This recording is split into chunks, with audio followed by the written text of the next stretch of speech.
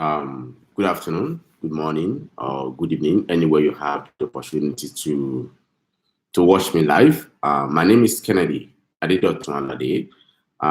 So excited to be live with you, to join you on this live video. I appreciate your time. I'm so grateful for you being there, for you to be able to watch me live. I'm talking on a particular topic. I titled it The Uniqueness of Our Fathers. The uniqueness of our fathers and the need to embrace change of mind. Excuse me. The uniqueness of our fathers and the need to embrace a change of mind. You see, as an African, and as you know that our fathers, many of them were not educated. Many of them does not have the opportunity that you had, or the opportunity you currently have. Let's say maybe you are in your elementary school, you are in secondary school, or you've been to college, you graduated, you have a degree or two or more than that. And at the same time, you are in, corporate job. You are not in the farm, just like our fathers were in the farm for more than half of their year they spent on earth. Many of them never had the opportunity to go to school, but there are some things that are unique about them. When you flash back, when you try to reflect about your father or about your mother, despite they do not have education. I think I have to change the topic, that the uniqueness of our parents. So I'm talking about the parents, especially in Africa, that were never educated. But there are some things that are unique about them. There are some values, there are some traits of things that you can point to that differentiate the uniqueness of our parents, despite the lack of education. I cannot talk about your own father. I can only talk about my own father, what he believed and what he was able to give to the children. And I believe across, growing up across the entire community where I grew up from, and looking at different father, different parents, how they manage to raise their children, despite the lack of education, how they were able to focus on, oh, this is a path I want you to go. This is the kind of career you are choosing. And they were giving money to the children to go to school and be a better person.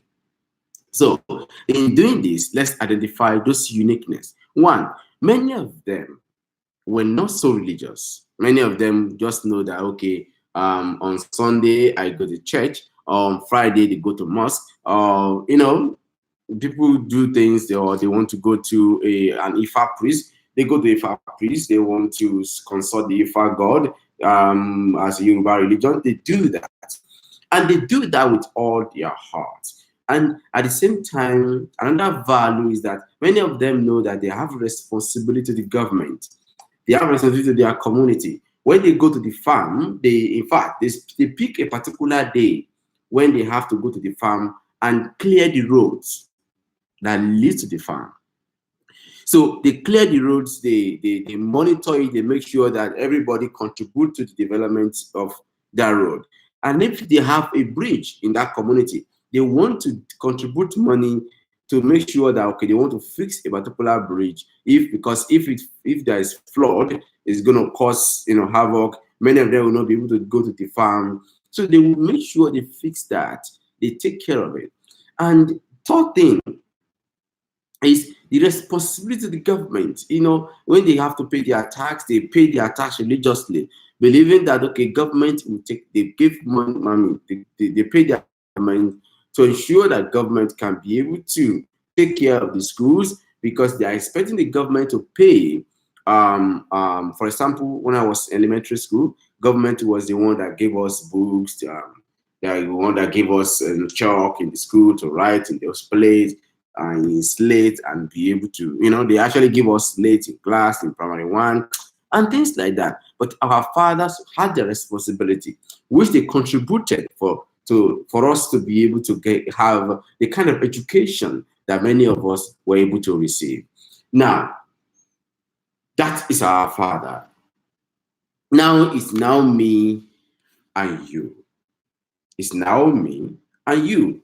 So the question now that we have is you as a person, or I now call it what I call the failure of our elders. The failure of our elders. That means those people that were born earlier than us, those people that are in their 40s, in their 50s, in their 60s, or in their 70s now, the failures of our elders. Now, many of these people have education. Don't be surprised. People that are in their 70s, they are 60. They had free education in Nigeria. They never have gone to school paying any fee. Many of them went to school without paying a dime. Many of them went to school, and when the school was so almost free. But when they were going to those schools, when they graduated, the one thing in my own view, in my own thinking, I realized that one thing that most of them were concentrating on was the lifestyle that the people that have gone to abroad, or the lifestyle of going abroad, lifestyle of the great people that have been there, how they were riding vehicles, how they were riding the kind of vehicle they ride, how they were enjoying the kind of what they enjoy. So people, our leaders, sorry, our elders, that's supposed to emulate what our father did, they failed to emulate it. Now, they now continue in parading themselves. One, people that parade themselves, they call it of power, or people that parade themselves in their job and try to live beyond what they are actually earning. You can imagine someone that is a teacher that is looking for, okay, I want to buy one particular car, or you are a permanent secretary, there is a particular car you are targeting that even your salary is not enough to buy it. So they now started aiming at this level of corruption. And this is one of the things that led us to this, to what we have today in our society, where everything is messed up, where people are suffering. You know, the salary that is meant for workers, it has been taken away from the workers. Everybody is now parading themselves, having billions in their account, having millions in their account. They have failed the coming generation. They have failed even our own generation. They failed, and they failed the coming generation. So the question is this: how and why they couldn't understand that they have a responsibility to the community. Don't forget, I mentioned our parents, our father, they had responsibility to those communities. They have responsibility. When they are going to farm, they have to take care of the road to farm. They have responsibility that they have to fix the bridges. They have responsibility they have to clear the road. They have responsibility to the government that they have to pay their tax. But today, our leaders, our elders, are they doing the same? No. The answer is no. And they failed, one, to actually do what our fathers, our parents did. Two, to actually raise children the way they were raised. Today, you see them, many of them will be saying that, oh, because I was poor, I don't want my child to be poor. You have forgotten one thing, that poverty, that you are poor. Like, okay, my father, in my own opinion, was poor, but not poor without food, not poor without basic needs. Yes, he's poor, but he ensured that his food on the table. And he ensured that these children that I have must be disciplined. He ensured that these children that I have must have, either you have hands-on skill or you have education. He ensured that these children that I have must fear God. He ensured that these children that I have must have something unique about them, that anywhere they go in the world, they will abide by that. But in our generation, our fathers, also our leaders right now, our elders, they will be telling their children, oh no, I suffered too much when I was growing up. I don't want you to suffer. Automatically, you are committing that child into destruction. Because your brain, the brain that you have, it doesn't work when you do not suffer. You need to stress it. You need to pass through one level of stress for that brain to work. But when you decide that, oh, my child needs a car, I have to buy this child a car. Oh, my son needs this type of phone, I need to buy. Oh, Lord. When you were growing up, do you have that phone? No. Do you die? No. Do you have that car? No. Did you just collapse and die? No. Do you have that designer clothes? Did you die because of that? No. But today, you brainwash your own child. You brainwash the youth around you. You plant a mentality that does not actually survive existence into their brain. Therefore, when the moment they are outside that status, they become somebody else. They are not able to survive. They will find it difficult to cope with society. They will find it difficult to survive anywhere outside your guardian. Outside, oh, my dad will send me my pocket money. They will send me this. They will not be able to survive when that is not available. Because you gave your child nothing. And my dad always said something that you don't reach money to raise children. That you don't need too much money to raise children. All what you need, he says often, it's like 3-4 things. Principle, you must raise your child on principle of discipline. You must raise your child on discipline. Next is the fear of God. 2 is hard working. 4th, you must be able to know that anywhere you respect people, you have passion, you have something that drives you. What am I saying? Those are the great things we learn from our fathers or our parents that were not educated. They were never even gone to the 4 walls of any college, but they were able to raise great children. So in our own time, despite our education, so the question is, how have we managed? How have we not been able to raise good children? Because we lost the track. Many of us lost the track. Many of us are running after money, believing that it's the money that I need to, many of us involved in indulge ourselves into corruption because we want to amass wealth. What is that wealth for? When you died, don't forget, that child will never be able to manage it because he has no common sense. What am I saying? The uniqueness of our parents, the failure of our elders, the next thing that I want to talk about is the need to return to the past to enable our value, to embrace our value, to embrace our culture, to embrace who we are. The essence of our existence is embedded in our culture. The essence of our existence is embedded in our values. The essence of our existence is embedded in those things, those little things that your father taught you as a farmer, that you ran away from. Now you are in the city and you are living life like, yes, a city guy. An average city man is not wise. Don't you know that? If you are surprised, why do you think most people that come from the villages, they always dominate them in college? Yes, because they don't know the secret of life. Yes, they don't know the secret of life. If in those remote areas, there are secrets in your hands. There are things you know far, far better than those guys that call themselves they are in the city. Therefore, what am I saying? It is high time for us to embrace who we are, embrace your culture, embrace the way of life of your people. Be part of it, love it, care about it. Don't say because now you now have education or you are in the Western world, you are now want to be westernized everything. Don't be surprised. Some people ask me, Kennedy, which kind of soap do you use? Which kind of cream do you use? I don't have soap. I don't have cream. When I was in college in Nigeria, I don't even use anything. I just use any cream to rub my body and go to class and read my books. Till today, I don't have anything special that I use for my body. And one thing I knew later in life, I realized that everything that I've gone through processing is not even good for you. Even if it's cream, the cream they are producing, they are sending it to you in Africa. There are many Africa. If you watch Nigerian movie now, especially Yoruba movie, everybody's bleaching. It's insult. It's an insult on our race. If you watch opportunity to listen to me, yes, I respect your choice, but it's an insult on our race. You will see a white man that is looking for sun to put himself inside sun because he want to have the same color you are peeling away. The same color you are bleaching. A white man is looking for it. And everybody is running after one stupid soap, one stupid cream.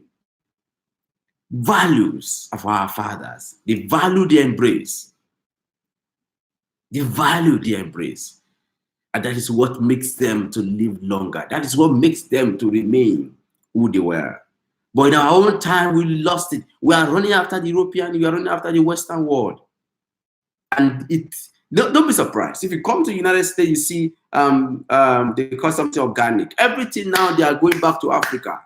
Everything. But instead of telling them Africa, they will call it organic. It's real. That is the reality. One day, I have, what's it called? Shea butter.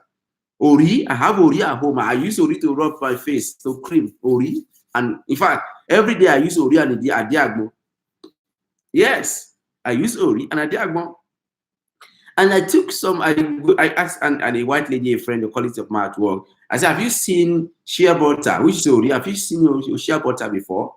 The original one. He said, no, that is so expensive that even he brought a container, a little container, that you see this, they wrote with shea butter. It's almost $15.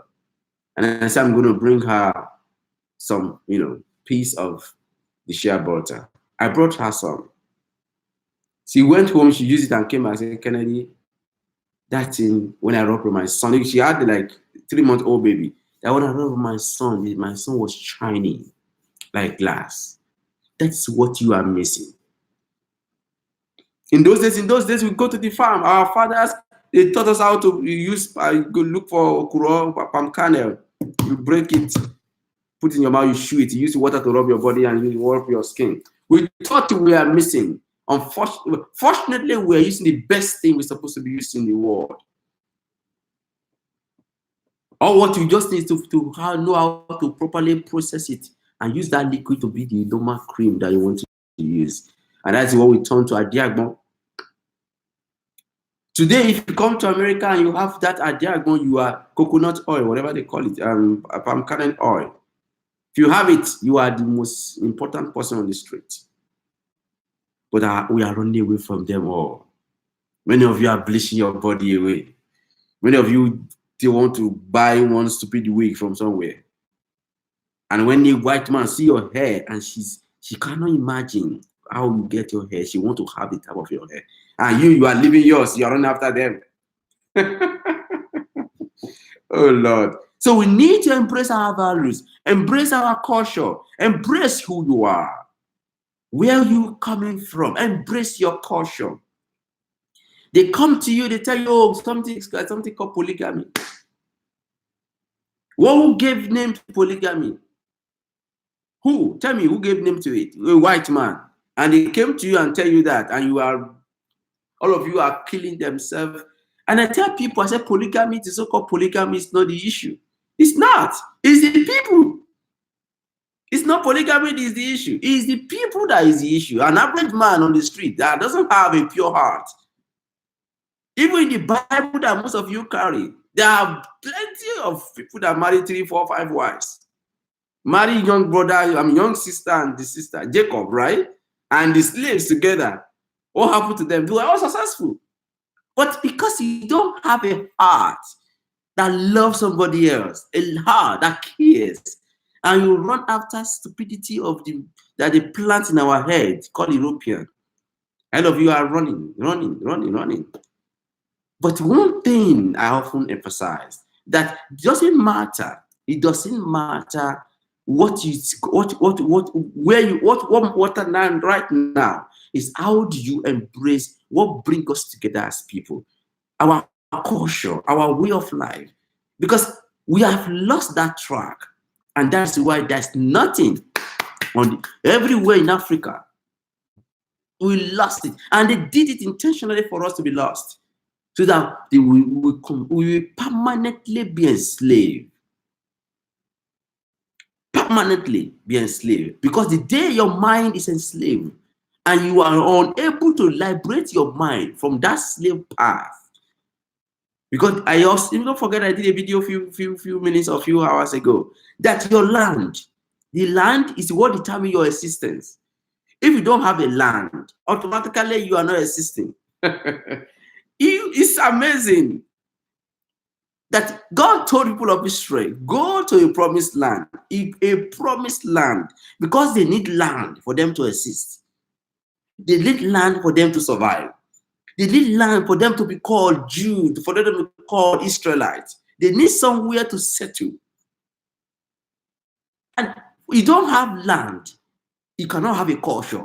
If you don't have land, you cannot have a value. If you don't have land, you cannot have you cannot be called a race.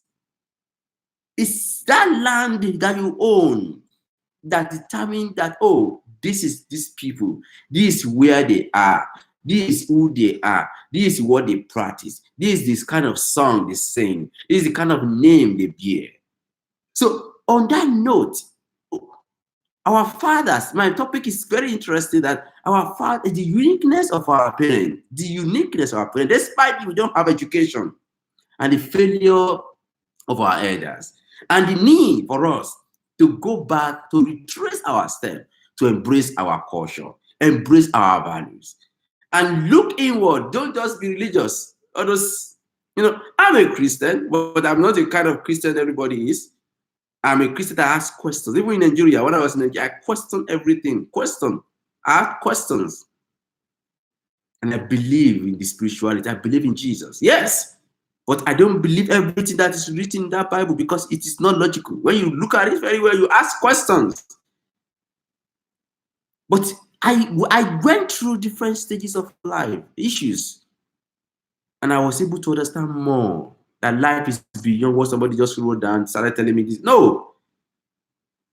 So reason, why are we struggling in Africa? Why are we struggling? Why? Because we lost our value. We lost our foundation. We lost our culture. We lost everything in the name of civilization and westernization.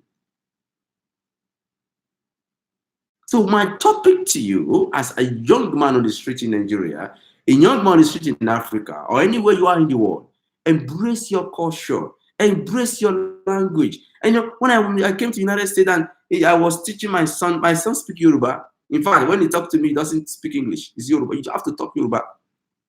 Oh no, forget it. I didn't give birth. I'm American. I didn't give birth to American. They call it the American kid. I think there's nothing like that. My son is a Yoruba man. He's a Yoruba boy, and I'm going to raise him as a Yoruba man. I said, if anywhere you see a Jew remains Jew. They never change from being a Jew. But we are so foolish that we don't understand what it meant to keep your culture.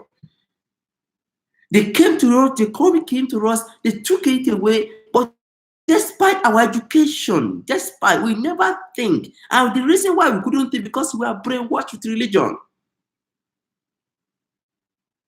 Your culture, your language is what determines who you are. It's not the Bible you are carrying, no. That leads you to spirituality, to God, but it does not make you lose what defines you as a person. And yet, the so-called Jew, they don't even carry the kind of Bible you are carrying. But yet, they control everything everywhere in the United States. They own the entire media. They own the financial institution. They own everything. But yet, they kept their culture. But you that doesn't even have anything, your English is everything you speak in your house. You say good morning now, you say Karo, and then. But what am I saying today is our father had no education. They were not educated. The larger population of our fathers, our parents, had no education. All what they do is to go to farm. But going to that farm, they have the understanding that they have to maintain their environment. They were able to take care of their way to the farm. They ensure their own. They take care of the bridges in the community. They take care of different roads in the community by themselves. They committed to the development of the community. But today, none of those things happening. And they ensure they pay their tax. But today, none of that is happening. Everybody's running after money, running after riches, after wealth, after driving the best car on the street. That does not even add values to the society. But where does the mistake come from? The mistake comes from our leaders. From our elders. And I say the elders that I'm talking to people that are in their 40s, in their 50s, in their 60s, in their 70s, that were free education, free system in Nigeria. They enjoy free scholarship to Western world, but they came back with nothing in their head. Or what they came back with was corruption. And that is what leads us to where we are today. Unfaithfulness. They were not faithful to the system. They were not faithful to the country. All what they learned from the Western world was corruption, and they brought the corruption back and they destroyed the entire society. And that is one aspect. And the third aspect is you and me now, as youth. You and me in your 20s, if you are still in your 18, you are 17, you are 19, whatever your age. How do we change our mind? Embrace your culture, the life, embrace your land, embrace everything that God created with you, because that is who you are. The day you run away from who you are lost. You will see an European in America that have been here for over, their families have been here for over 200 years, 300 years. They still go back to Germany. They can still trace their route back to Germany, back to Britain, back to different states. Countries in Europe. But African, the day you leave, they'll be saying, "Oh, I'm not going back to Nigeria." Automatically, you are lost. And I tell people, I say, Obama wouldn't have become the president of the United States if he has not gone back to Kenya. It's a secret that you need to understand. The day you cast a stone to your root, you are lost. And I pray and I believe, as you understand what I'm sharing with you today, you have understanding that you cannot become anything. You cannot lead a society to the promise, let me say the promised land, without understanding the need for everybody to embrace their culture, embrace their way of life, embrace everything that defines that culture. You can modernize it. You can make it more interesting. But don't say because I remember a few years ago something happened to me personally. They were saying their father were polygamists. Their father were polygamy. They give birth to many children. But today, their father that were polygamists, they were able to raise all of them. Almost all of them in the United States. But right now, they will be saying, your father did not make mistake. Which mistake? Come on, will you stop that? Because nothing happened. I tell you, nothing happened under the sun without God. And there's never anywhere where you give out to a child, and a child is a mistake. All those stupidity in religion that all of you carry in your head, I don't believe in it. Because every child that is given birth to have a purpose. The day you identify that, you lead that child to achieve the purpose of his birth or her birth. That is the day you serve your purpose as a father or as a mother. That is my word today. It's short, might not be short enough, but it's long a little bit. To you, my name is Kennedy. Those are my opinions. Just myself. I appreciate you for your time. I love you so much. And I wish I will see you again. And I wish you will share this video to as many that care to hear it or to listen to it. And in any way you think it resonates with you, I appreciate you and I appreciate your time. Thank you again. And I love you. My name is Kennedy Adedoton Alade.